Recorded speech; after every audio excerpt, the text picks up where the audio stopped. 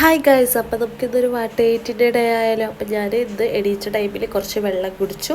അതിന് ശേഷം ഇവിടെ ബ്രെഡിൻ്റെ പുഡിങ് ഉണ്ടായിരുന്നു, അത് കഴിച്ചു. പിന്നെ ഒരു 12 മണി ആയപ്പോൾ ദോശയും അതുപോലെ തന്നെ ചട്നിയും കൂട്ടി കഴിച്ചു. കാരണം എണീക്കാൻ ഇത്തിരി ലേറ്റായി, അതാണ് ഉച്ചയ്ക്ക് ദോശ കഴിക്കുന്നത്.